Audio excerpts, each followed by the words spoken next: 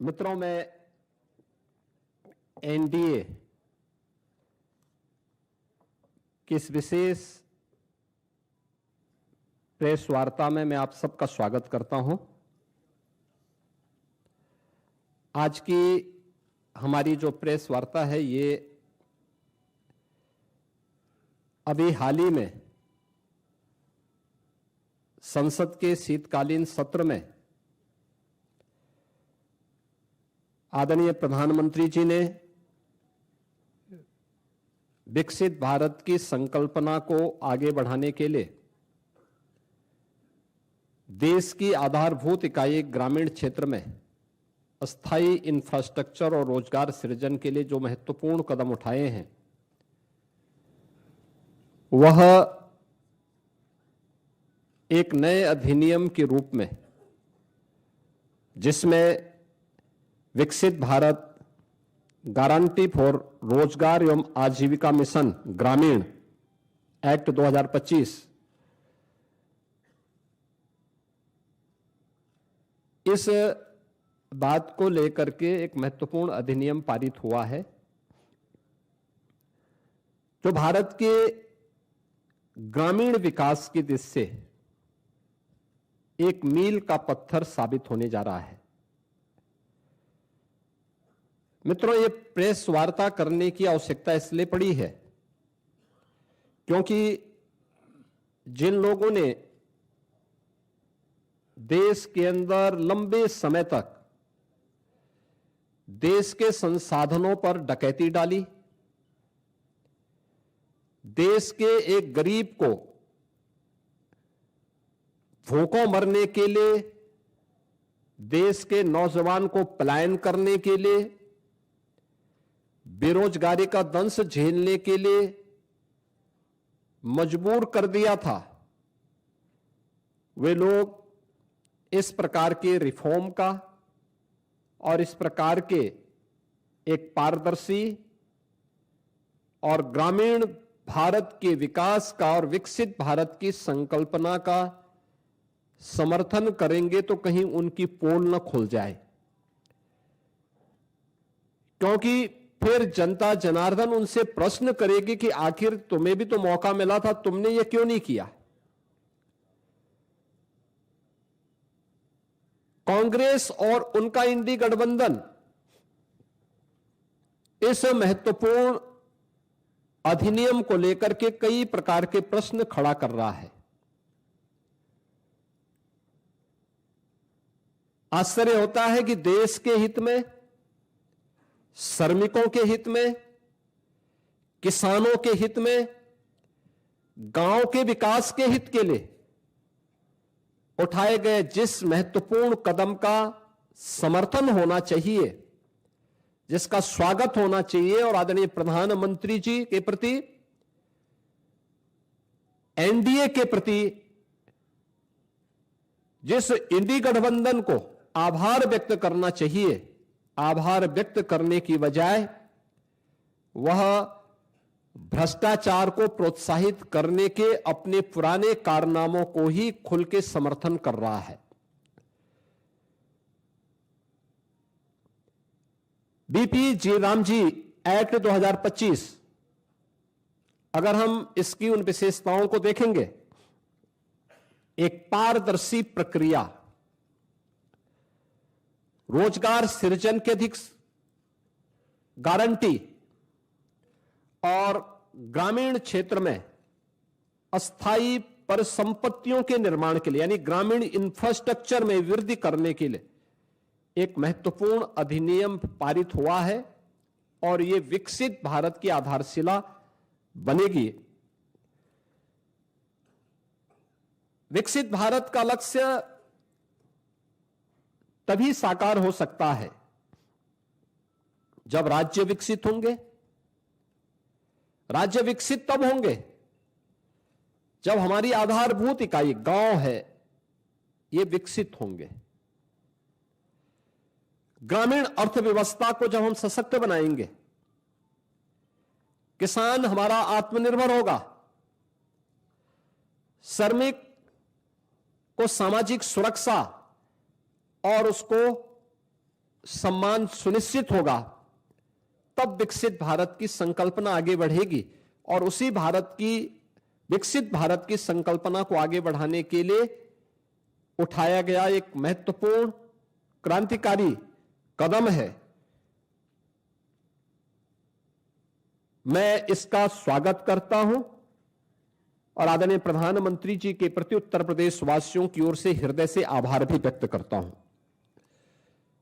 मित्रों, यह नया कानून बनना इसलिए आवश्यक था क्योंकि जिस मनरेगा की चर्चा कांग्रेस और उसके सहयोगी दल आज ढोल पीट करके कर रहे हैं, हमें उनकी उन विफलताओं की भी चर्चा करनी चाहिए और उसके बारे में भी सोचना चाहिए। खासतौर पर अधूरी और अस्थायी परिसंपत्तियां जिनका कोई दीर्घकालीन लाभ नहीं, फर्जी जॉब कार्ड, फर्जी हाजिरी, भुगतान में कटौती जैसे व्यापक भ्रष्टाचार की शिकायतें हर एक जनपद से और हर ग्राम पंचायत से ये सुनने को मिलती थी। कमजोर सोशल ऑडिट और शिकायत के निवारण की भी कमजोर व्यवस्था, प्रशासनिक क्षमता की बाधाएं, मजदूरी में देरी जैसी समस्याएं इसमें लगातार चलती गई। खेती के मौसम के समय किसानों को मजदूर की संकट देखने को मिलते थे और एक श्रमिक जो ईमानदारी से काम कर रहा है,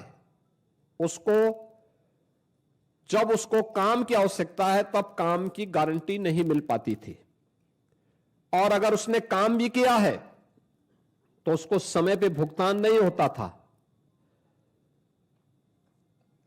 रोजगार सृजन का विकास और अस्थायी परिसंपत्तियों के निर्माण का एक अस्थायी मैकेनिज्म इस योजना से बनाने में पूरी तरह विफल रही हैं, और इसलिए अब नए संशोधन में रोजगार की गारंटी, हम अस्थायी संपत्ति का निर्माण कर सकते हैं और उसके लिए 4 प्रकार के प्रायोरिटीज तय की गई, प्राथमिकताएं जो तय की गई, श्रेणियां। एक, जल संरक्षण के लिए आप देख रहे होंगे ग्रामीण क्षेत्र में या शहरी क्षेत्र में अक्सर आप देखते हैं ग्रामीण क्षेत्र में बहुत सारे ब्लॉक को हमें वहां पर डार्क जोन के रूप में घोषित करना होता है।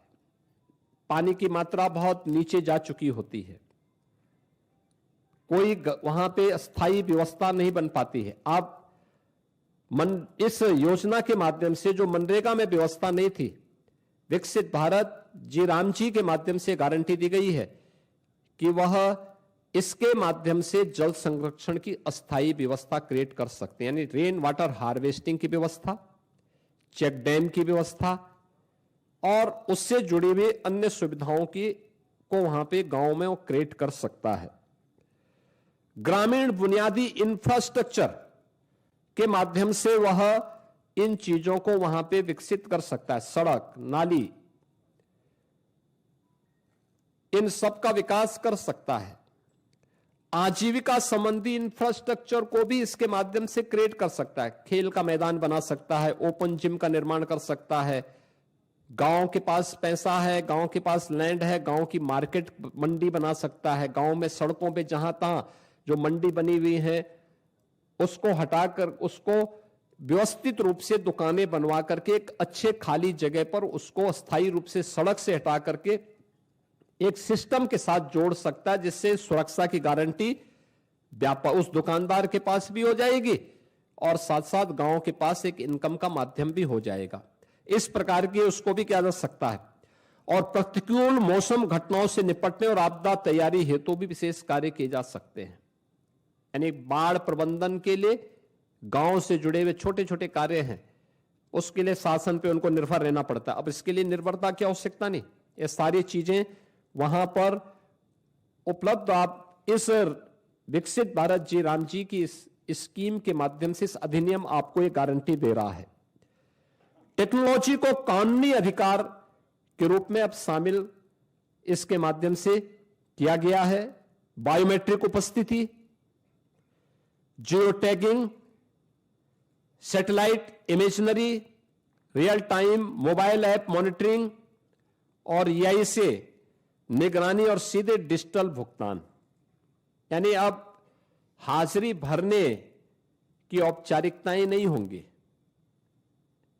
अब जो भी होगा बायोमेट्रिक उपस्थिति के माध्यम से होगी, जियो टैगिंग के माध्यम से होगी, सैटेलाइट इमेजनरी के माध्यम से स्थायी परिसंपत्ति का निर्माण हुआ है कि नहीं हुआ है, real time mobile app monitoring भी होगी, या ये टूल का भी इस्तेमाल वहां पे हो सकता है, और सीधे डिजिटल भुगतान DBT के माध्यम से हम श्रमिक के खाते में सीधे पैसा भेजेंगे, ये इसके माध्यम से होगा।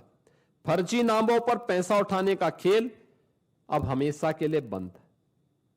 आपने देखा होगा इससे पहले समाजवादी पार्टी के समय में सोनभद्र में मनरेगा का भयंकर घोटाला हुआ था। CBI की इंक्वायरी उस समय उसकी चल रही है।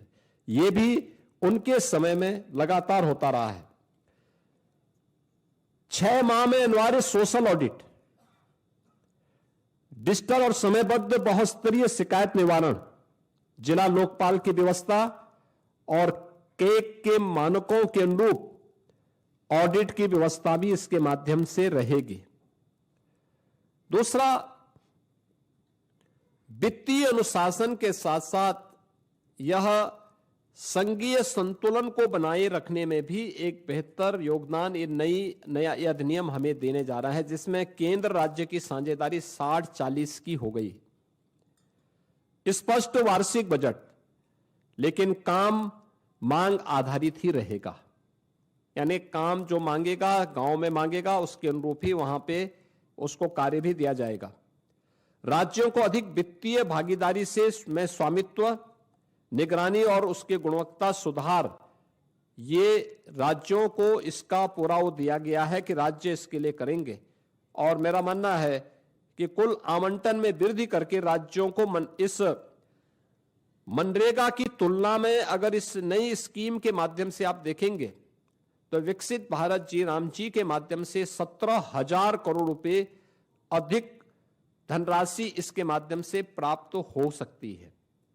इसमें राज्यों को, यानी इससे पहले होता क्या था मनरेगा में, जिन राज्यों में श्रमिक कम है, जिन राज्यों में गरीबी कम है, उन राज्यों में पैसा ज्यादा जाता था क्योंकि फर्जी भुगतान होता था। लेकिन अब जिन राज्यों में लेबर क्लास ज्यादा है, जिन राज्यों में उन लोगों को, श्रमिकों को रोजगार की गारंटी मिलनी चाहिए, उन राज्यों को इसके माध्यम से ज्यादा कार्य मिलेगा, श्रमिकों का अधिकार बढ़ेगा, भुगतान उनका सुरक्षित होगा, किसान को समय पर भी श्रम उपलब्ध होने लगेगा। अब रोजगार केवल राहत का माध्यम नहीं, अभी तो यह विकास और आत्मनिर्भरता का भी आधार बनेगा। यानी आपने देखा होगा इससे पहले मनरेगा में क्या करते थे, सब रोजगार सृजन करना, एक बार गड्ढा खोदो फिर उसको पाट डालो। अब ये नहीं, अब कोई भी रोजगार होगा तो अस्थायी संपत्ति के निर्माण को लेकर के होगा, अस्थायी संपत्ति उसके माध्यम से बननी है। और विकसित भारत 2047 के विजन के अनुरूप ग्रामीण भारत अब राष्ट्र निर्माण पर और अधिक सक्रिय भूमिका का निर्वहन इसके माध्यम से कर पाएगा। मित्रों, विकसित भारत जी राम जी की इस अधिनियम को पारित करने के लिए मैं आदरणीय प्रधानमंत्री जी का, केंद्रीय ग्रामीण विकास मंत्री माननीय शिवराज सिंह चौहान जी का, पूरे केंद्रीय कैबिनेट का हृदय से मैं आभार व्यक्त करता हूं। और मैं इसलिए भी धन्यवाद देना चाहूंगा कि उत्तर प्रदेश जैसे राज्य को इससे काफी लाभ होगा और उत्तर प्रदेश सरकार इस कानून को पूर्ण संवेदनशीलता के साथ, पारदर्शी तरीके और प्रभावशीलता के साथ उत्तर प्रदेश में हम लागू करके रोजगार की एक नई गारंटी के साथ प्रदेश के अंदर हम लागू करेंगे। हमारा स्पष्ट लक्ष्य है हर पात्र को समय पर काम, हर गांव में टिकाऊ परिसंपत्तियां और हर श्रमिक के जीवन में सम्मान, सुरक्षा और खुशहाली हर हाल में प्राप्त होनी चाहिए। और आदरणीय प्रधानमंत्री जी के इस विजन के अनुरूप हम उत्तर प्रदेश के अंदर इसे प्रभावी ढंग से लागू करेंगे। और मैं फिर इस बात को कह सकता हूं कि विकसित भारत जिनकी संकल्पना में नहीं है, श्रमिकों का हित और किसानों का हित जिनके एजेंडे में कभी नहीं रहा है, ग्रामीण भारत का विकास हो और हर नागरिक को सम्मानजनक जीवन जीने का अधिकार मिले, ये जिनके एजेंडे में कभी नहीं रहा है, वे लोग तमाम प्रकार की भ्रम की स्थिति पैदा करना चाहते हैं और वही लोग इसका दुष्प्रचार भी कर रहे हैं। विकसित भारत जी राम जी का यह अधिनियम भारत के श्रमिकों के लिए, भारत के किसानों के लिए, भारत के ग्रामीण भारत के विकास के लिए एक मील का पत्थर साबित होगा। और उत्तर प्रदेश सरकार इस अधिनियम का समर्थन करती है और इसको पूरी प्रभावी तरीके से लागू करने के लिए अपनी प्रतिबद्धता को दोहराती है। धन्यवाद जी।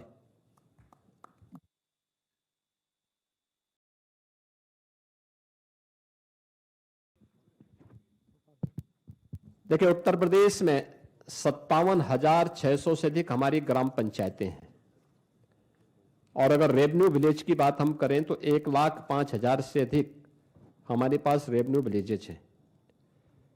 उत्तर प्रदेश के अंदर आज भी हमारी लगभग 67 से 70% आबादी ग्रामीण क्षेत्र में निवास करती है। उत्तर प्रदेश भारत का फूड बास्केट भी है, तो स्वाभाविक रूप से अन्नदाता किसान और श्रमिकों का बेहतर समन्वय यूपी के अंदर है। खेती के समय श्रम बल खेती के कार्यों को संपादित करने और देश का पेट भरने के लिए अन्न उत्पन्न करेगा। जब खेती बाड़ी का समय नहीं, उस समय 125 दिन की गारंटी उसको वहां पर कार्य करने के लिए, यानी महीने में 25 दिन, 5 महीने तक लगातार उन लोगों को यह कार्य प्राप्त हो सकता है और इसको लेकर के हम कार्य करेंगे। दूसरा, इसके माध्यम से उत्तर प्रदेश के उन श्रमिकों को और कार्य मांगने वाले हर एक उस नागरिक को एक तो अच्छा मानदेय मिल पाएगा, ग्रामीण क्षेत्र के इंफ्रास्ट्रक्चर को डेवलप करने में हमें मदद मिल पाएगी और गांव के लोग जो हमेशा इस बात की शिकायत करते हैं कि हमें सड़क चाहिए, हमें नाली चाहिए, हमें यहां पे इंटरलॉकिंग का कार्य चाहिए, हमें खेल का मैदान चाहिए, हमें इन कार्यों को करना है। अब ये सभी कार्य इस नई अधिनियम के अंतर्गत विकसित भारत जी राम जी के माध्यम से गांव के अंदर इस अस्थायी परिसंपत्ति का निर्माण किया जा सकता है। आपदा नियंत्रण को भी इसके माध्यम से दूर करने के लिए जो भी अस्थायी इंफ्रास्ट्रक्चर वहां डेवलप होना है या गांव की इनकम को और गांव को आत्मनिर्भर बनाने के लिए भी जो अस्थायी वहां पे इंफ्रास्ट्रक्चर देने हैं, जैसे मैंने कहा मंडी का निर्माण हो सकता है, मॉल बन सकता है। बहुत सारे ग्राम पंचायतें ऐसी हैं जो बड़ी बड़ी ग्राम पंचायतें हैं, अच्छी आबादी है, 10-10 हजार की आबादी है, उनका अपना छोटा सा मार्केट है, लोग अपनी आवश्यकताओं की पूर्ति के लिए वहां आते हैं, उनके पास परिसंपत्तियां हैं। इस पैसे का उपयोग करते हुए हम वहां पे मॉल बना सकते हैं जिसमें नए रोजगार के सृजन भी हो सकते हैं, ग्राम पंचायत उसके माध्यम से आगे बढ़ेगी। तो उत्तर प्रदेश इस दिशा में बहुत अच्छी प्रगति करेगा और उत्तर प्रदेश इसका सर्वाधिक लाभ लेने वाले राज्यों में होगा।